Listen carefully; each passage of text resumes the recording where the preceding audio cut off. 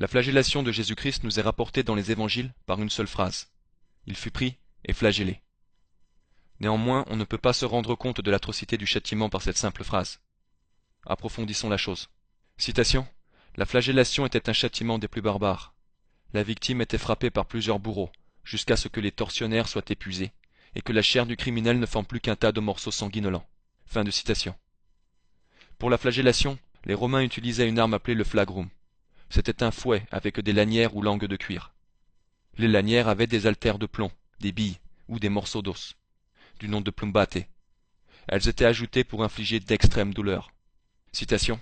Le fait que Simon le Cyrénéen dut porter la croix pour Jésus, et que Jésus mourut si rapidement, peut certainement être attribué à la torture de la flagellation, pendant laquelle certains criminels mouraient déjà. Le docteur Frédéric Zougibé fait le commentaire suivant sur les effets de la flagellation. De larges ecchymoses bleu-noir et bleues, des lacérations rougeâtres et violettes, griffures et enflures au devant et à l'arrière du corps de la victime. La respiration de la victime en était sévèrement affectée, car les contusions sévères faites à la poitrine lui causaient des douleurs lancinantes aux côtes, et lui faisaient mal à chaque fois qu'elle respirait. Les muscles intercostaux localisés entre les côtes et les muscles du dos étaient hémorragiques. Les poumons étaient lacérés et sévèrement endoloris, faisant souvent un pneumothorax, poumon qui se relâche. Tout ce qui aurait contribué à de sévères douleurs. Fin de citation. Les douleurs et pertes de sang aboutissaient à des chocs circulatoires.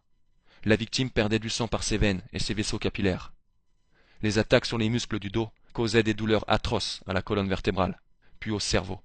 Tandis que les blessures devenaient plus profondes, le sang des artères s'échappait à chaque battement de cœur. Le suaire de Turin montre des marques de coups sur le corps de Jésus, causées par la flagellation. Celles-ci vont des épaules jusqu'aux chevilles. Le Christ ne fut pas seulement torturé de cette façon, mais il subit l'humiliation d'être fouetté par ceux qui l'avaient créé, et d'être puni par ceux qui n'existent seulement que par son pouvoir.